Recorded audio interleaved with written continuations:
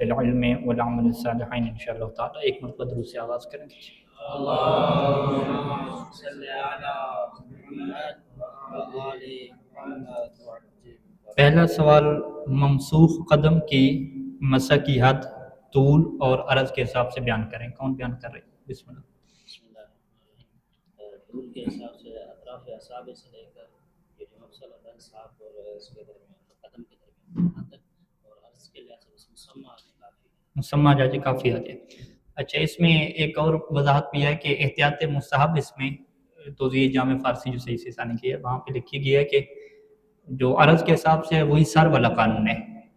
احتیاط مستحب سر میں کیا تھی کہ 3 انگلیوں کے برابر جب آپ بند کرتے ہیں تو وہ عرض جتنی بنتی ہے پاؤں میں بھی کیا یہی بنتی ہے, اور اگر پورے ہاتھ کے ساتھ ہو پورے پاؤں کا تو یہ زیادہ کیا احتیاط مستحب ہے.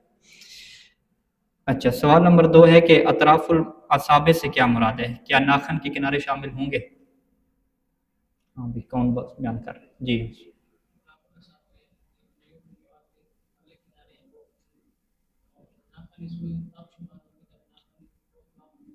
ناخن کیوں کم ہوں بڑے ہوں؟ کم ہوں, برعکس کہہ رہے ہیں. ہاں ناخن بڑے ہوں, کیونکہ کم ہوں گے تو پھر تو اگلا جو گوشت ہے وہ نکلا ہوا ہوگا نا, وہ حد بن جائے گی. اور اگر ناخن بڑے ہوں گے تو گوشت تو پیچھے رہ جائے گا نا. ٹھیک ہے, پھر ناخن کیا بن جائیں گے؟ وہ حد بن جائیں گے. ٹھیک ہو گیا. اچھا جی سوال نمبر 3 ہے کہ ممسوخ قدم پر کیا مسح میں اوپر نیچے کی ترتیب شرط ہے؟ نہیں شرط. ٹھیک ہے جی, اوپر نیچے بلکہ یہ نیچے اوپر ہوگا نا. ٹھیک ہے, اوپر نیچے طے نہیں ہے, بس انگلیوں سے یعنی اوپر تک جائیں. ممسوح میں کیا دائیں بائیں کی ترتیب شرط ہے؟ ممسوح یعنی قدم کی بات ہو رہی ہے, دائیں بائیں کی ترتیب. ہاں بائیں کو پہلے نہیں کر سکتے. اچھا ماسح للقدم میں کیا دائیں بائیں کی شرط ہے؟ کیا ایک ہاتھ سے دونوں پاؤں کا مسح کر سکتے ہیں؟ جی ایک ہاتھ سے دونوں پاؤں کا مسح کر سکتے ہیں. اس کی صراحت جو ہے وہ الفقہ الميسر لکھی ہے یہاں پہ شیخ سلیم نے, انہوں نے اس کی کیا تصریح کی ہوئی ہے. منہاج کی عبارت میں تصریح تھی بکل منہما, کل منہما کی جو تعبیر تھی کہ ایک ہی ہاتھ سے دونوں پاؤں کا مسح کر سکتے ہیں چاہے ایک ہاتھ کٹا ہوا نہ بھی ہو. ٹھیک ہے, تو اس میں کوئی ایشو نہیں رہتا. لیکن احتیاط پھر مصحف کیا ہوگی کہ دائیں پاؤں کا مسح دائیں ہاتھ کے ساتھ اور بائیں کا کیا بائیں ہاتھ کے ساتھ ہو جائے. اختیاری میں بھی ایک ہاتھ سے کر سکتے ہیں, کوئی ایشو نہیں. ٹھیک ہے, یعنی الٹ بھی کر سکتے ہیں, یعنی دائیں پاؤں کا مسح کس سے کریں؟ بائیں ہاتھ سے کریں, یوں والی جو صورت بنتی ہے. ٹھیک ہے. سوال نمبر 6 ہے کہ کیا پورا ہاتھ پاؤں پر رکھ کر مسح کر سکتے ہیں؟ حرکت دینا ہوگی تھوڑی سی. ٹھیک ہے, فقط ہاتھ رکھنا یہ کافی نہیں ہوگا, حرکت کیا ضروری ہوگی یہاں پہ. کیا پاؤں پر موجود بالوں پر مسح ہو سکتا ہے؟ ہاں بال جو متعارف ہیں اس کے اوپر کیا ہو جاتے ہیں. ٹھیک ہے. اچھا اسی سے ایک مسئلہ جو ہے وہ مربوط ہوگا, کس کے ساتھ جوڑ لیں آپ؟ رطوبت والا مسئلہ جوڑ لیں. یعنی ہم یوں سوال رکھیں گے کہ کیا پاؤں اگر گیلے ہوتے ہیں تو اس کے اوپر مسح ہوگا یا مسح نہیں ہوگا. وہ جو سر والی تفصیل تھی نا ساری یہاں پہ اپلائی ہوگی. ٹھیک ہے, وہ کیسے 3 صورتیں بنیں گی. آپ کیا کہیں گے, یا رطوبت محضہ ہوگی یعنی فقط نمی ہوگی تو پھر بھی مسح ہو جائے گا. دوسرا کیا ہے, رطوبت مستعلقہ ہوگی, تھوڑا پانی ہے لیکن جو ہاتھ کا پانی ہے اس کے اوپر غالب آ رہا ہے, پھر بھی ہو جائے گا. تیسری صورت کیا ہے کہ نہیں مستعلقہ نہیں ہے, ہاتھ کا پانی اس کے ساتھ مکس ہو جائے گا, تو پھر کیا ہے یہاں پہ مسح نہیں ہو سکے گا. اچھا اسی طریقے سے یہاں پہ ایک اور صورت بھی سر کی طرح کی آ جائے گی, وہ حرکت والی کیا بحث ہے کہ اگر پاؤں کی حرکت ہو جاتی ہے تو کیا اس سے مسح باطل ہوگا یا نہیں ہوگا. ٹھیک ہے, سر میں بھی ہم نے حرکت کی بحث کی تھی.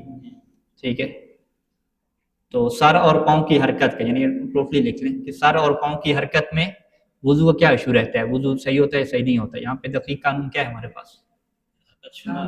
پیر کی حرکت شمار ہو, ہاتھ کی حرکت شمار نہ ہو. ہاں یہ اصل قانون ہے, کیونکہ ماسح کی کیا ہوتی ہے حرکت ہوتی ہے, ممسوح کی حرکت نہیں ہوتی. یعنی حرکت اس طرح کی ہو کہ یہ لگے کہ پاؤں جو ہے نا وہ کس کے اوپر مسح کر رہے ہیں, ہاتھ کے اوپر مسح کر رہے ہیں. یعنی وہ جیسے کرتے ہیں ہاتھ یوں رکھا پاؤں کو کیا یوں کر دیا, کیسے طریقہ کرتے ہیں مجھے جیسے یاد نہیں رہا, یوں کر کے نا یوں پاؤں کو اوپر کیا تھا پھر یوں کر دیتے ہیں. ہاں, یا ہاتھ رکھ کے پاؤں کو آگے نکال دیتے ہیں. سر کا تو واضح ہے, یوں ہاتھ رکھیں گے تو سر کو یوں کر دیں گے.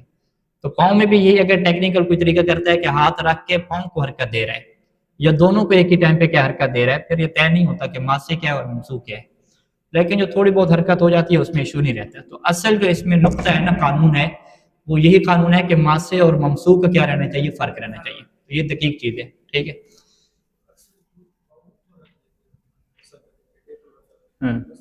ہاں ٹیبل پہ رکھ لیں، بیسن پہ رکھ لیں، اس کا تو ایشو نہیں ہوتا نا. بس یہ ہے کہ پاؤں کو اگر وہ اتنی حرکت دے رہے ہیں کہ اب پاؤں جو ہے وہ مسا کر رہے ہیں ہاتھ کے اوپر، یہ ایشو ہو جائے گا. لیکن اصل قانون یہ ہے. ٹھیک ہے. پاؤں کو حرکت دے رہے ہیں، ہاتھ کو ساکن رکھا ہوا ہے، یہ پھر یہ حرکت سے وضو کیوں باطل ہے؟ وجہ کیا ہے؟ آپ کیا کہیں گے کہ بھئی پھر پاؤں نے مسا کر دیا ہاتھ کے اوپر. ٹھیک ہے. اصل کیا قانون پھر یہ ہو جائے گا، اب پاؤں ماسے بن گیا اور ہاتھ کیا بن گیا، ممسوح بن گیا. یہ چیز ہے. اچھا اسی طریقے سے ایک اور رطوبت کا ایشو یہاں پہ اسی قانون کے ساتھ جڑتا ہے کہ وہ جی آپ نے جی وہ جب بایاں بازو دھو لیا تو اب وہ ہاتھ جو ہے نا ٹونٹی کو نہ لگیں. ٹھیک ہے. وہ ٹونٹی کو کیوں ہاتھ نہ لگیں، اس کی کیا وجہ ہوتی ہے؟ ہاں وہ ایڈ نہ ہو جائے. اب ہم کیا کہیں گے، ٹونٹی کے اوپر اتنی پانی ہے ہی نہیں، تری ہے ہی نہیں. جو ٹونٹی ہے آپ کی وہ اسٹیل کی ہوتی ہے، اس کے اوپر کتنا پانی ہوگا بھائی. ٹھیک ہے. ایک دو قطرے شاید لگے ہوئے ہوں، وہ تو سارے مستحلق ہو جائیں گے نا. تو جو صورتحال ہم نے بنائی سر کے اوپر رطوبت کی، جو صورتحال بنائی پاؤں کے اوپر رطوبت کی، وہی صورتحال بن جائے گی ٹونٹی کو ہاتھ لگانا یا کسی چیز کو ہاتھ لگانے کی. وہاں پر بھی آپ یہ کیا کہیں گے کہ آپ کیا کہیں گے کہ اگر اس چیز کے اوپر رطوبت مستحلقہ ہے، یعنی ہاتھ کی طرح اس کے اوپر غالب آ رہی ہے، تو ہاتھ لگانے میں کوئی ایشو نہیں ہے. ٹھیک ہے. کیونکہ اصل قانون جو ہے نا وہ آپ اس میں کیا ذہن میں رکھیں کہ قانون جو اہل بیت علیہ السلام نے ہمیں دیا کہ سر اور جو پاؤں کا مسح ہے بے رطوبت الید، وہ کس سے ہونا چاہیے؟ ید کی رطوبت کے ساتھ ہونا چاہیے. اب ید کی رطوبت کی کیا ہے، آپ نے حفاظت کرنی ہے. بس یہ قانون ہے ہمارے پاس. اب اس کے اوپر اگر فرض کریں، ہم یہ مسئلہ بنا لیتے ہیں کہ ایک بندے نے جو ہے یوں کر کے مسح کر کے گلاس میں پانی پڑا تھا اس میں ہاتھ ڈال دیا. ٹھیک ہے. اب کیا کہیں گے، وضو باطل ہو گیا اس کا. ٹھیک ہے. ہم کہیں گے نہیں، ایک ہاتھ اس کا سلامت ہے، ابھی ایک ہاتھ سے سر کا مسح بھی کرے، اسی سے کیا دونوں پاؤں کا مسح بھی کر لیں، پھر بھی ہو سکتا ہے. اچھا آپ سے کسی نے سوال پوچھا کہ قبلہ اس نے یوں کر کے وضو کر لیا، ابھی وضو اس کا مکمل ہوا تھا تو کسی بندے نے کیا ہے اس کے ہاتھ کے اوپر پانی ڈال دیا، بچے نے پانی ڈال دیا. آپ بتائیں وضو باطل ہوگا یا نہیں ہوگا؟ باطل ہونے کوئی بات نہیں ہے. فقط ایشو کہاں ہے کہ مسے میں ہے گا نا. مسے میں نے وہ قانون اہل بیت کی اطاعت کرنی ہے کہ مسح جو ہے وہ اسی رطوبت سے ہونا چاہیے، اسی پانی سے ہونا چاہیے جو وضو والی تھی، بعضوں کی وضو والی. تو میں کیا کروں گا، یہاں سے مسح کر سکتا ہوں، دوسرے ہاتھ سے مسح کر سکتا ہوں، ہاں الٹے ہاتھ سے مسح کر سکتا ہوں. ٹھیک ہے. تو یہاں پہ یعنی باطل ہونے کا فتویٰ نہیں لگتا. یہاں پہ اصل ٹیکنیکل ایشو کیا ہوتا ہے کہ مسح آپ کس طریقے سے کر رہے ہیں وہ رہ جاتا ہے. لہٰذا اس کے کیا بہت ساری پھر مثالیں بنتی جائیں گی. کسی نے پانی پھینک دیا، گیلے کپڑے کو ہاتھ لگایا، تار کے اوپر کپڑے لٹکے ہوئے تھے وہ آپ نے اٹھا لیے، تولیے کو ہاتھ لگا لیا، یہ ساری صورتیں آتی جائیں گی. لیکن آپ ہمیشہ قانون وہی رکھیں کہ اصل قانون کیا ہے کہ ہاتھ کی جو رطوبت ہے اسی سے مسح ہونا ہے. ٹھیک ہوگی. تو یہ جو کلیات ہے آپ انشاءاللہ یاد کریں گے موٹی موٹی، تو کافی سارے جو ہے وہ آپ جواب دے سکیں گے. ایک ایک چیز کا کیا رٹا لگانے کی ضرورت نہیں ہے. اسی وجہ سے جو ابھی ہم یہ اصطلاحات ہیں ماسے، منصور، رطوبت، یہ یاد کیا کروا رہے ہیں تاکہ آپ جو ہے وہ انہی کے ساتھ مانوس ہوں. بعد میں عربی کی کتاب دیکھیں وغیرہ تو اس سے بھی کیا ہے مشکل حل ہو جانی چاہیے. تو یہ چیز کیا اہم ہے. اچھا آگے درس کی طرف چلتے ہیں ہم.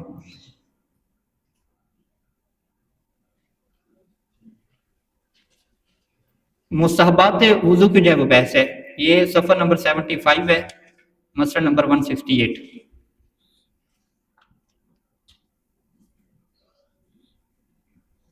کیا صفحہ نمبر تھا؟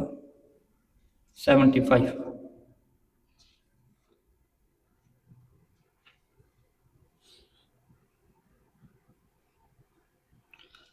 مستحبات الوضو و مکروہاتہ، وضو کے مستحبات اور مکروہات. یہاں پہ جو پہلی عبارت ہے کہ سنن الوضو علی ما ذکرہ العلماء رضوان اللہ تعالی علیہ، یہ سید سیستانی کی منہاج میں، سید خلیل رحمہ اور باقی علماء کی منہاج اور رسالہ عملیہ میں آپ کو یہ چیز نظر آئے گی کہ جب وہ مستحبات کا ذکر کرنا شروع کرتے ہیں یا مکروہات کا ذکر کرتے ہیں یا بعض کا درمیان میں بھی کوئی مسئلہ اس طریقے سے لکھیں تو وہ یوں جملہ لکھ دیتے ہیں کہ اس کے مستحبات علی ما ذکرہ العلماء، اس بنیاد پہ کہ جو علماء نے ذکر کیا ہے. ٹھیک ہے جی. یعنی یہ کھاتا کس کی گردن پہ ڈال رہے ہیں؟ علماء کی گردن پہ ڈال رہے ہیں. ٹھیک ہے. اسی طریقے سے مثلا توضیح المسائل میں کیا اصطلاح ہوتی ہے؟ یہ مشہور فقہا کے مطابق وضو میں مستحب ہے کہ کلی کی جائے، مشہور فقہا کے مطابق مستحب ہے کہ دوسری دفعہ چہرہ دھویا جائے۔ یہ جب فقیہ نسبت دیتے ہیں مستحبات اور مکروہات کی فقہا کی طرف، تو یہ اس بات کی علامت اور دلیل سمجھی جاتی ہے کہ اس کا مطلب ہے کہ یہ مستحبات اس فقیہ کے مطابق ثابت نہیں ہے، ٹھیک ہے، اسے کیا کہا جاتا ہے کہ یہ فقیہ کے ہاں ثابت نہیں ہے۔ پھر یہ بحث ہوتی ہے کہ جب فقیہ کے ہاں ثابت نہیں ہے تو پھر وہ لکھ کیوں رہا ہے؟ یعنی اپنی منہاج میں، اپنی توضیح المسائل میں، اپنے رسالہ عملیہ میں فتویٰ کن کا لکھ رہا ہے؟ دوسرے علماء کا لکھ رہا ہے، ٹھیک ہے۔ تو وہ اس وجہ سے لکھتا ہے کیونکہ یہ جو مستحبات ہوتے ہیں یا مکروہات ہوتے ہیں، ان کے اوپر عمل کرنے کے لیے ہمیں کیا چاہیے ہوتا ہے؟ ثواب چاہیے ہوتا ہے، اور ثواب کے لیے ضروری نہیں ہے کہ فقیہ اس کے مستحب ہونے کا فتویٰ دے، بلکہ مستحبات کو جو فقہا کے ہاں ثابت ہیں اس کو اگر ایک انسان رجائے مطلوبیت کی نیت سے انجام دے تو پھر بھی ثواب مل جاتا ہے، اور اصل مقصود کیا ہوتا ہے؟ ثواب کا لینا ہوتا ہے۔ تو لہٰذا ابھی جو عنوان بنے گا کہ رجائے مطلوبیت کا کیا مطلب ہے، یہ عنوان بنے گا، ٹھیک ہے جی۔ رجائے مطلوبیت یعنی رجا کا کیا مطلب ہوتا ہے؟ امید۔ مطلوب کسے کہتے ہیں؟ کہ یہ اللہ کے ہاں مطلوب ہے، مطلوب یعنی اللہ نے اسے چاہا ہے۔ رجائے مطلوبیت یعنی آپ کو امید ہے اس بات کی کہ اللہ نے اس کام کو چاہا ہے، ٹھیک ہے جی، امید ہے۔ یقین ہے یا یقین نہیں ہے؟ یقین نہیں ہے۔ بھی کیوں نہیں یقین؟ آپ کہتے ہیں اس وجہ سے یقین نہیں ہے کیونکہ جو روایات غیر معصوم راویوں کے ذریعے سے ہم تک پہنچی ہیں، ان راویوں کی جو ہے وہ عدالت وغیرہ اور ان کے بارے میں تصدیق نہیں ہو سکی۔ جب راویوں کے متعلق، تمام راویوں کے مطابق جو بات آپ تک پہنچی ہے ان میں سے ایک دو راویوں کی تصدیق نہ ہو سکے یا درمیان سے کہیں وہ کچھ بندے حذف ہو جائیں، اسے کیا کہتے ہیں کہ یہ روایت کی سند کیا ہوگی ہے؟ ضعیف ہو گئی ہے، سند کمپلیٹ نہیں ہے، سند مضبوط نہیں ہے۔ سند مضبوط نہ ہونے کا یہ مطلب نہیں ہوتا کہ روایت جھوٹی ہو گئی ہے، ٹھیک ہے۔ کسی روایت کا ضعیف ہونا اس بات کی دلیل نہیں ہوتا کہ وہ روایت جھوٹی ہے۔ اس کی کیا وجہ ہے کہ ایک بندہ اگر عادل نہیں ہے، ایک بندہ شیعہ اور مومن نہیں ہے، کیا وہ ہمیشہ جھوٹ بولے گا؟ وہ کبھی سچ نہیں بول سکتا، ممکن ہے وہ سچ بولے، ممکن ہے وہ جھوٹ بولے۔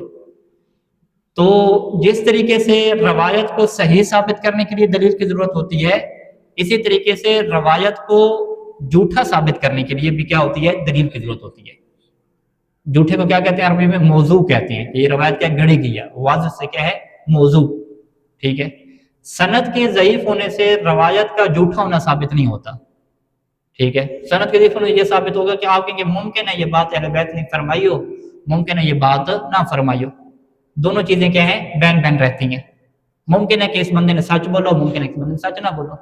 جیسے کوئی بھی آ کے بندہ خبر دے آپ کو کہ جی باہر جو ہے وہ پولیس آئی ہوئی ہے، ٹھیک ہے، آپ کیا کہتے ہیں کہ اس بندے کو ہم نہیں جانتے، پتہ نہیں سچ بولتا ہے یا جھوٹ بولتا ہے۔ آپ کے ممکن ہے اس کی بات سچی ہو، ممکن ہے کہ اس کی بات جھوٹی ہو، ٹھیک ہے۔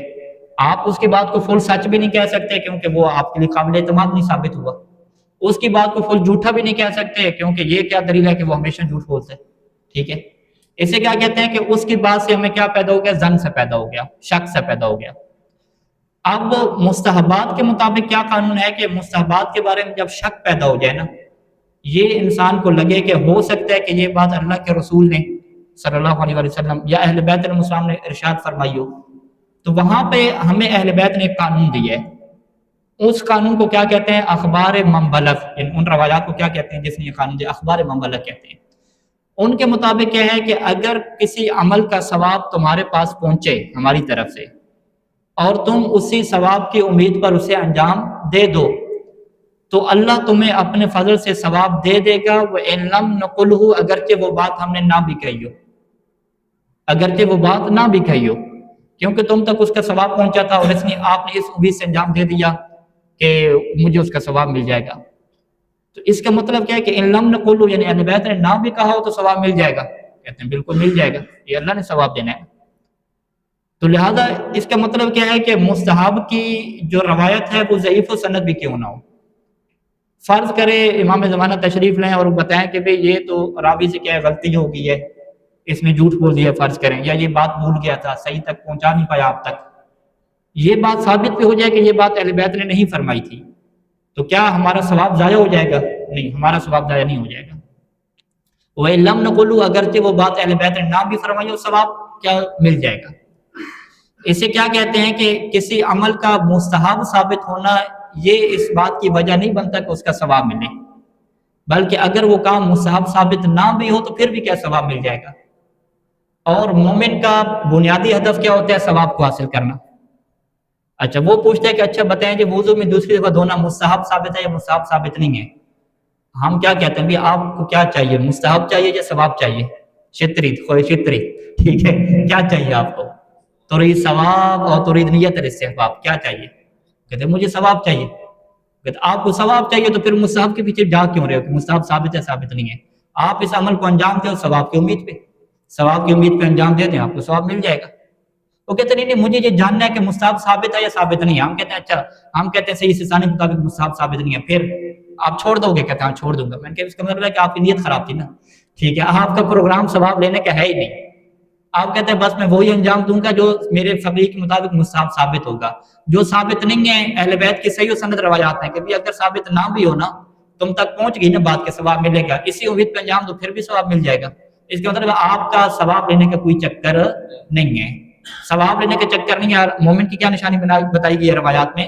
والمؤمن حریص علی الثواب، مومن کیا ہوتا ہے؟ ثواب کے اوپر حریص ہوتے ہیں. تو لہٰذا اسی وجہ سے فقہا اپنے رسالہ عملیہ میں اس بات کی ٹینشن نہیں لیتے کہ یہ مستحب ثابت ہے یا مستحب ثابت نہیں ہے. وہ لکھ دیتے ہیں کہ بھی فقہا کیا یہ مستحب ثابت ہے جن جن کے مطابق ثابت ہے. کیونکہ کچھ فقہا کا یہ نظریہ بنا اخبار امام بلخ کی وجہ سے. اخبار امام بلخ جو روایات ابھی آپ کو میں نے سنائی کہ ایک ثواب آپ تک پہنچے، وہ آپ ثواب کی امید پہ کر دیں تو اگرچہ ہم نے وہ نہ بھی کہا ہو تو پھر بھی اللہ ثواب دے گا. کچھ علماء نے اس سے یہ قانون لے لیا، ان روایات سے قانون کیا لے لیا کہ مستحب ضعیف روایت سے بھی ثابت ہو جاتا ہے، مستحب ضعیف روایت سے بھی ثابت ہو جاتا ہے، سند کی ٹینشن ہی ختم ہو جاتی ہے. اسے کیا کہتے ہیں؟ التسامح فی ادلۃ السنن. التسامح فی ادلۃ السنن، یہ قانون کیا کہتا ہے کہ مستحب ثابت ہو جاتا ہے ضعیف سند روایت سے بھی. لیکن سید خلیل الرحمن، سید سیستانی اور جو باقی فقہا ہیں، بہت بڑی تعداد ہے، وہ کہتے ہیں نہیں، ان روایات کے اندر اگر آپ غور کریں تو اہل بیت نے یہ نہیں فرمایا کہ وہ چیز مستحب ثابت ہو جائے گی، یعنی اللہ نے اس کام کو چاہا ہے، یہ ثابت نہیں ہوگا. جو اللہ کے ہاں قوانین ہیں وہ باقی رہیں گے، فقط آپ کے اوپر کیا ہوگی؟ اضافی مہربانی ہوگی. کیوں؟ نیت المومن خیر من عملی، مومن کی نیت اس کے عمل سے بہتر ہوتی ہے. چونکہ اس مومن کی نیت کیا تھی؟ ثواب لینے کی تھی، اور ظاہری بات ہے امام سے ڈائریکٹ اس کا رابطہ نہیں تھا، راوی نے آ کے ثواب کو بیان کر دیا کہ ایک اس عبادت میں کیا ثواب ہے، تو اس نے ثواب کی امید پہ کرنا شروع کر دیا، تو اس کو ثواب ملے گا، اللہ کے فضل سے ملے گا ثواب. ٹھیک ہو گیا؟ تو لہٰذا ہم کیا کہتے ہیں کہ جب بھی یہ فقیہ کہے گا کہ رجائے مطلوبیہ سے انجام دیں، یا جب بھی یہ فقیہ کہے گا کہ اس کا مستحب ہونا میرے نزدیک ثابت نہیں ہے، یا جب بھی یہ فقیہ کہے گا کہ مشہور فقہا کے مطابق یہ مستحبات ہیں یا مشہور فقہا کے مطابق یہ مکروہات ہیں، تو اس کو انجام دینے کا طریقہ کار کیا ہوگا کہ ہم مستحب کی نیت نہیں کر سکتے. ہم مستحب کی نیت نہیں کر سکتے. مستحب کی نیت کرنے کا مطلب کیا ہوتا ہے؟ مستحب یعنی اللہ نے اس کا حکم دیا ہے، اگرچہ وہ حکم کیا ہم چھوڑ بھی سکتے ہیں نا. مستحب کی یہ تعریف ہے نا کہ اللہ نے جس چیز کا حکم دیا ہو اور ساتھ چھوڑنے کی بھی اجازت دی ہو، تو کم از کم حکم دیا ہو یہ تو ثابت ہو، لیکن وہ ہم نہیں کہہ سکتے. اچھا یہ نہیں کہہ سکتے، پھر کیا ہم اس عمل کو چھوڑ دیں؟ نہیں، عمل کو بھی نہیں چھوڑیں گے، عمل کریں گے. فقط کیا کریں گے؟ نیت میں کیا کریں گے؟ چینج کریں گے، تاکہ ہم دین میں ایسی چیز کی بھی نسبت نہ دیں جو ثابت نہ ہو. اگر دین میں ایسی بات کی نسبت دیں جو ثابت نہ ہو تو اسے کیا کہتے ہیں؟ بدعت کو ایجاد کرنا. تشریع، عربی میں کیا کہتے ہیں؟ التشریع المحرم، کہ ہم کیا بدعت کی ایجاد کر رہے ہیں. ہم کہتے ہیں بھئی اللہ معافی دے، ہم کوئی ایسی بات نہیں کہہ رہے کہ اللہ نے اس کو مستحب کہا ہے، ہم کون سا تحقیق کر رہے ہیں، نہ ہمارا فقیہ کہہ رہا ہے، بلکہ ہم کیا کہہ رہے ہیں کہ ان سارے کاموں کو ہم ثواب کی امید پہ یعنی رجائے مطلوبیت کے طور پہ انجام دے رہے ہیں. لہٰذا ہمیں کیا، آپ کے پھر مستحب بھی ثابت نہیں، اب کیوں انجام دے رہا ہوں؟ ہم کہہ رہے ہیں ہمیں ثواب چاہیے، مولانا احنا نرید الثواب، تو ہمیں ثواب مل رہا ہے، بس یہ بات ختم ہو جائے گی. لہٰذا اسی سے کیا نکلتا ہے کہ کیا نام ہے، مفاتیح الجنان میں جتنے اعمال لکھے ہوئے ہیں، یہ جی شب عاشورہ کے اعمال ہیں، یہ فلاں رات کے اعمال ہیں، ہم کہتے ہیں ان کی بھی سند ثابت نہیں ہے. جی رویہ لکھا ہوتا ہے، رویہ عن رسول اللہ، رویہ کیا ہوتا ہے؟ ضعیف سند ہوتی ہے، تو ہم کیوں عمل کریں؟ ہم کہتے ہیں اتنی بڑی مفاتیح لکھتی ہے ضعیف روایت تمہارے اعمال کی، کیوں عمل کریں؟ ہم کہتے ہیں بھی آپ کا مقصد کیا ہے؟ ثواب لینا ہے نا، مصحف ثابت کرنا تو نہیں، ثواب لینا ہے. آپ عمل کرو، ثواب ملتا جائے گا. کہتے ہیں ثواب مل جائے گا اگرچہ وہ بات غلط ہی کیوں نہ. ہم کہتے ہیں بالکل، اہل بیت نے واضح فرمایا کہ ان لم نقلہ، ہم نے نہ بھی کہا پھر بھی ثواب مل جائے گا. تو آپ جب ثواب لینا چاہتے ہیں تو یہ کیوں بحثیں کر رہے ہیں کہ پتہ نہیں یہ عمل ثابت ہے ثابت نہیں ہے، ضعیف روایت ہے، پتہ نہیں ٹھیک ہے ٹھیک نہیں ہے؟ بھئی اس بحث کی ٹینشن آپ کیوں لے رہے ہو؟ اگر آپ کی ساری ٹینشن ثواب کی ہے تو ثواب حاصل کرو، بات ختم، ٹھیک ہے؟ یہ میں آپ کو اپنا واقعہ بتاؤں کہ جب یہ ہم نے منہاج وغیرہ پڑھی تو اس وقت جو ہے نا والدہ کو میں نے مثلاً کہا کہ جی دوسری دفعہ وضو میں دھونا جو ہے نا صحیح سستانی کے نزدیک مستحب ثابت نہیں ہے، کلی کیا ثابت نہیں ہے؟ کہ ہاں یہ کیا، ہم تو یہ کام کرتے ہیں۔ انہوں نے وہ کام ہی کرنا چھوڑ دیا۔ میں نے والدہ سے کہا بھی آپ نے کیوں چھوڑ دیا دوسری دفعہ دھونا؟ کہتے ہیں مستحب بھی ثابت نہیں ہے۔ ان کے ثابت نہیں ہے اس کے یہ مطلب نہیں ہے ثواب نہیں ملے گا آپ کو، ثواب ملے گا آپ کو۔ کہتے نہیں وہ دل کھٹا ہو گیا۔ میں کہ دل کھٹے کی بات کیا ہے بھائی؟ دل کھٹے کی بات کیا ہے کہ آپ کو شاید یہ لگا کہ مستحب ثابت نہیں ہوگا تو ثواب نہیں ملے گا، جب اہل بیت کیا فرما رہے ہیں کہ ثواب ملے گا، علم نقلو، اگرچہ ہم نے اسے نہ بھی کہا، ٹھیک ہے؟ تو لہٰذا یہ جو ہے نا مومنین کے کیا ہوتے ہیں، بہانے ہوتے ہیں، خصوصاً جو اہل علم طبقہ ہوتا ہے جن کو زیادہ دقت پتہ چل جاتی ہے وہ پھر مستحبات کو چھوڑنا شروع کر دیتے ہیں۔ پیچھے دلیل کیا دیتے ہیں وہ جی یہ تو ثابت ہی نہیں ہے، ٹھیک ہے؟ یہ ثابت نہیں ہے تو آپ کیوں چھوڑ رہے ہیں؟ اس کا مطلب ہے کہ آپ ثواب نہیں چاہتے، یعنی وہ بالفاظ دیگر اپنے عمل سے اس بات کے اظہار کر رہے ہوتے ہیں کہ ہمیں ثواب سے کوئی لینا دینا نہیں ہے، ہمیں سارا لینا دینا کس سے ہے؟ بھی ثابت ہے یا ثابت نہیں ہے، بھی ثابت ہے یا نہیں ہے، اس کے کیا کرنا ہے آپ لوگوں نے، ٹھیک ہے؟ تو لہٰذا اسی وجہ سے ہم سے بہت سارے لوگ پوچھتے ہیں کہ بھی اس میں اختلاف ہے کہ سید سستانی آیا دوسری دفعہ دھونے کو مستحب کہتے ہیں یا نہیں کہتے؟ ہم انہیں کہتے ہیں، وہ کہتے ہیں یہ توضیح جامع میں یہ عبارت ہے، منہاج میں یہ عبارت ہے، ویب سائٹ پہ یہ ہے، دفتر سے پوچھا اس نے یہ کہا، فلاں نے یہ کہا۔ ہم کہتے ہیں بھئی اس بات کی ٹینشن چھوڑو، آپ یہ کیوں تحقیق کر رہے ہیں کہ مصحف ثابت ہے یا ثابت نہیں؟ ٹینشن چھوڑو، آپ عمل انجام دو، نیت کے اندر چینج کر لو۔ حتیٰ کہ اگر فرض کریں صحیح سستانی کے نزدیک مصحف ثابت بھی ہو پھر بھی آپ اس ثواب کی نیت سے انجام دے سکتے ہو، یعنی حتیٰ کہ مصحف کو بھی آپ اس نیت سے انجام دے سکتے ہیں ثواب کی نیت سے۔ کہتے نہیں قبلہ آپ معلوم کر کے دیں، دقیق رائے سے جس نے کیا، ہم کہتے ہیں ہم نہیں معلوم کریں کہ نہ فقیر اس پہ زیادہ ٹائم لگائے گا، حتیٰ کہ جو درس خارج وغیرہ میں تو مستحبات کی تحقیق پہ زیادہ ٹائم ہی نہیں لگایا جاتا، بلکہ کہا جاتا ہے بھی ہمیں ثواب چاہیے تو ثواب ملتا رہے گا، لہٰذا بحث کو کیا آگے لے کے چلو، ٹھیک ہے؟ اچھا اس کو کیا کہتے ہیں یہاں پہ؟ یعنی آپ کو تین چیزیں ٹوٹل آپ کے لیے واضح۔ رجاء مطلوبیت کا کیا مطلب ہوتا ہے؟ ایک یہ بات اس میں واضح آ جائے گی، اور قاعدہ تسامح فی ادلت سنن وہ کیا ہوتا ہے یہ اس کے اندر بات آ جائے گی، اور تیسرا کیا ہے کہ یہ فقیہ کیوں کہتا ہے کہ مشہور فقہاء کے نزدیک ہے، یہ بات کیوں کہتا ہے۔ ان تینوں سوالوں کا جواب جو ابھی کی گفتگو ہے وہ ساری کیا اسی کے اندر کیا پوشیدہ ہے، واضح ہو گیا؟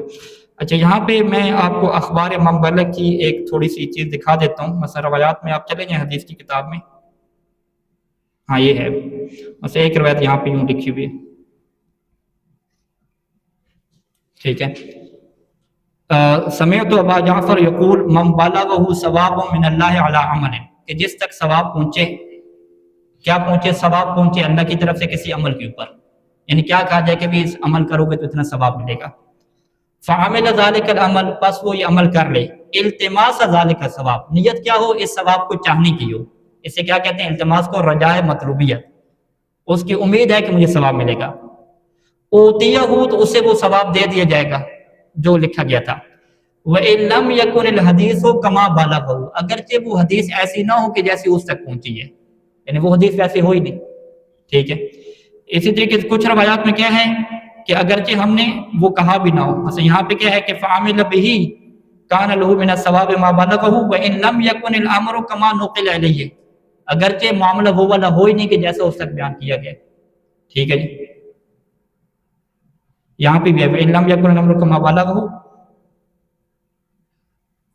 وَإِن لَمْ يَكُنْ عَلَىٰ مَا بَلَغَهُ، یوں ہے یہاں پہ، ٹھیک ہے؟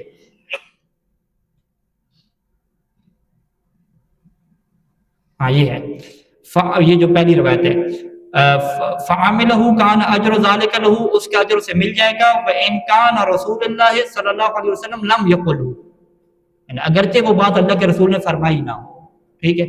اس جیسی بہت سی روایات ہیں۔ اب ان روایات سے کچھ فقہاء نے قاعدہ تسامح فی ادلت سنن نکالا کہ جی مستحب کو ثابت کرنے کے لیے سند دیکھنے کی ضرورت ہی نہیں ہے، کچھ فقہاء نے کیا نکالا؟ رجائے مطلوبیت نکالی، دونوں کا نتیجہ ایک ہی نکلے گا کہ دونوں کے مطابق ثواب مل جائے گا، فرق کہاں پہ ہوگا؟ نیت میں ہوگا۔ جو فقہاء قاعدہ تسامح کو مانتے ہیں وہ نیت مستحب کی کر لیں گے، اور جو فقہاء قاعدہ تسامح کو نہیں مانتے وہ نیت مستحب کی نہیں کریں گے بلکہ التماس ذالک ثواب، وہ کیا کریں گے؟ رجاء مطلوبیت کی نیت کریں گے۔ تو سید سستانی قاعدہ تسامح کو نہیں مانتے تو وہ کون سی نیت کروائیں گے؟ رجاء मतलूबियत की करवाएंगे। लिहाजा जो है वो शब आशूरा के अमाल हों, शब कदर के अमाल हों, जितने भी मुस्ताहब अमाल हैं सब के ऊपर हम नियत क्या करते हैं जी, सवाब की नियत से करो, जी सवाब की उम्मीद पे करो, बस ये काफ़ी होता है। बाकी ये कहने की जरूरत ही नहीं होती कि ये मुस्ताहब साबित है या साबित नहीं है।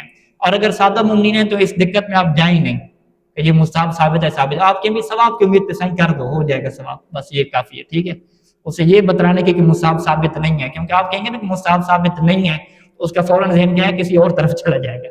ठीक है, वाज़ेह। अच्छा जी, अब यहाँ पे आ जाए कि वो कौन से मुस्ताहबात हैं जो आपने रजाए मतलूबियत से अंजाम देने हैं। ठीक, उसकी लिस्ट आ गई। वज़ल इना अल्लज़ी याग़तारिफ़ु मिन्हु अलल यमीन, वो बर्तन के जिससे वो चुल्लू भरेगा। ये तब होता है मसला कि जब आप एक जो है वो टप लेकर आ रहे हो, टप के अंदर से वुज़ू कर रहे हैं, तो उसको क्या रखना है, अपने दाएं साइड पे रखना। व तस्मिया, और शुरू में क्या पढ़ना, बिस्मिल्लाह पढ़ना। एक बिस्मिल्लाह पढ़ना तो वैसे सवाब है ना, वुज़ू की खातिर सवाब है, ये सवाब नहीं है, ये फिर बहस होती है। ठीक है, व दुआ बिल मासूर, और वो दुआ जो नकल हुई है वो वाली पढ़ना। अब इन रिवायात के क्या संदे ज़ईफ़ है, लेकिन क्या सवाब मिलेगा, क्यों हम इसको मुसाहब समझ के अंजाम नहीं देंगे ना। व गस्ल यदैन मिनज़ ज़नदैन, और हाथों का धोना कलाइयों से। ठीक है, लेकिन ये कब होता है कि जब आपने वो हाथ बर्तन में दाखिल करने हो, लेकिन आजकल बर्तन में दाखिल करके कहाँ होता है, बेसन की टूटी से होता है, तो लिहाजा ये मुसाहब क्या नहीं है। यानी क़ब्ल इदख़ाल मा फ़िल इना, यानी उस बर्तन में दाखिल करने से पहले अल्लज़ी याग़तारिफ़ु मिन्हु, के जिससे क्या चुल्लू भरेगा, एक तरफ यानी चुल्लू भरना। हम कोई चुल्लू शुरू थोड़ी भर रहे हैं बर्तन से। ठीक है, लिहाजा से नूम, और ये भी तब है कि जब बंदा सो के क्या उठा हो। ठीक है, अवेल बाउल मरतन, या एक दफा उसने क्या है पेशाब किया हो, या देखा नहीं, लिहाजा से नौ में यानी एक दफा होगा, अविल बाउल या बाउल से मरतन हो जाएगा, वलिल गायत मरतन, यानी एक दफा हाथ धोना कब होगा, अगर हदस बाउल का था या नौम का था तो एक दफा हाथ धोना मुसाब, और अगर क्या है पाखाना किया था तो फिर क्या दो दफा धोना क्या हो जाएगा, मुसाब हो जाएगा। ठीक है, तो ये सारी बात किसके साथ खास है कि कबला इदखालहिमा। ठीक है जी। अच्छा, वल मज़मज़ा वल इस्तिंशाक, कुल्ली करना, इस्तिंशाक नाक में पानी डालना, यानी एक दफा कुल्ली करना भी मुस्ताहब है, दो दफा भी क्या मुस्ताहब है फुक़हा के मुताबिक। ठीक है, तीन दफा भी मुस्ताहब है। इसी तरीके इस्तिंशाक हो गया, इस्तिंशाक नाक में क्या पानी डालना, और वह तसलीसुमा, इनको तीन दफा करना, ये क्या अलग से मुस्ताहब है। यानी कोई बंदे के पास टाइम नहीं है, एक दफा कुल्ली करते हैं, ठीक है, उसको वो कुछ सवाब मिल जाएगा। जैसे नमाज शब है, एक रकअत नमाज शब पढ़ सकते हैं, दो भी पढ़ सकते हैं। ठीक है, तो कुछ पढ़ लें। नवाफिल जैसे हैं, जोहर के मसलन 8 हैं तो फकत 2 पढ़ लें, फकत 4 पढ़ लें। मगरिब के 4 हैं तो फकत 2 पढ़ लें। ठीक है, इसमें कोई इशू नहीं रहता। अच्छा, वह तक़दीमुल मज़मज़ा, इसी तरीके से मज़मज़ा यानी कुल्ले को पहले करना, फिर नाक में पानी डालना, ये भी क्या रहेगा फुक़हा का मुस्ताहब रहेगा। वह दुआ बिल मासूर इंदहुमा, कुल्ले के वक्त और नाक में पानी डालते वक्त जो दुआ रवायात में वारिद हुई है उसको पढ़ना। वंदा गस्ल वजह वल यदैन व मस्स रास व रिजलैन, इसी तरीके से वो दुआ क्या है चेहरा धोते वक्त, बाजू धोते वक्त, सर का मस और पाँव के मस वक्त वो जो दुआएं नकल हुई हैं, तो उसकी टेंशन नहीं लेने की सना ज़ईफ़ है या सना ज़ईफ़ नहीं है, सवाब क्या मिल जाएगा। इसी तरीके से क्या है वह तस्नियतुल गसलात, जो महल्ले निज़ा रहते हैं कि दूसरी दफा धोना, यानी हर गसला जो है ना, हर गसला वो क्या हो, दो दो दफा हो। वलाहत इस्तिहबाबन अदम तस्मिया फिल युसरा एहतियातन लिल मस्स बिहा, और एहतियात मुसाब क्या है कि जो बायां बाजू है इसे दूसरी दफा क्या ना धोया जाए, एहतियात करते हुए मसा की। ठीक है, यानी हम क्या कहते हैं कि अगर आप दूसरी दफा बाजू धोएंगे तो यहाँ पे शेख सदूक रहमा का ये नजरिया है कि दूसरी दफा धोना जायज नहीं है। ठीक है, उन्होंने क्या कहा कि दूसरी दफा धोने की इजाजत ही नहीं है, एक एक दफा धोएंगे। ठीक है, अब जब आप दूसरी दफा बाजू धोएंगे तो हो सकता है कि शेख सदूक की बात दुरुस्त हो, यानी उनका समझना दुरुस्त हो, शेख तूसी की बात दुरुस्त ना हो। ठीक है, रवायात तो दोनों के पास है ना। ठीक है, आप अगर शेख सदूक की बात दुरुस्त होगी तो नतीजा क्या निकलेगा कि जो आपने बाजू दूसरी दफा धोया है ये इजाफी पानी आ गया। ये ऐसी है कि आपने 2 दफा हाथ धोने के बाद दोबारा से हाथ धो दिए ऐसे। अब जब इजाफी पानी आ जाएगा तो इशू क्या आ जाएगा कि अहले बैत ने क्या कानून दिया था कि आपने मसा क्या करना है, रुतूबत यद से करना है, और अब भी ये हाथ वाली रुतूबत नहीं रही बल्कि कौन सी रुतूबत होगी, इजाफी पानी वाली होगी। तो लिहाजा इससे मसा आपका क्या हो सकता है, बातिल हो सकता है। तो लिहाजा इस एहतियात की खातिर के चलें शेख सदूक की तहकीक भी अंदर ही आ जाए, हम कहेंगे कि चलें हम दूसरी दफा तो नहीं धो रहे ना, एक ही दफा धो रहे हैं, कम अज कम हाथों के ऊपर रुतूबत तो क्या वाजिब वाली है। तो जब वाजिब वाली हाथों के ऊपर रुतूबत है तो आप शेख सदूक के मुताबिक भी ये वुजू मसा के एतबार से बात नहीं होना चाहिए, मसा के एतबार से क्या हो जाएगा, ठीक हो जाएगा। ٹھیک ہے نہیں ہے تو پورے میں, لیکن بے میں ہم کیوں کر رہے ہیں کہ تاکہ مسح کم از کم واجب سے ہو جائے اور ہم احتیاط کے مطابق چلنے لگیں. ہاں شیخ صدوق کے مطابق چہرہ بھی دوسری دفعہ نہیں دھو سکتے نا, ہاں ان کے مطابق چہرہ بھی دوسری دفعہ نہیں دھو سکتے. ان کے نزدیک وہ والی روایت ہے الوضو مرتن مرتن, وضو ایک ایک دفعہ دھونا ہے, ان اللہ وتر, اللہ بھی ایک ہے, وضو بھی دھونا ایک ایک دفعہ.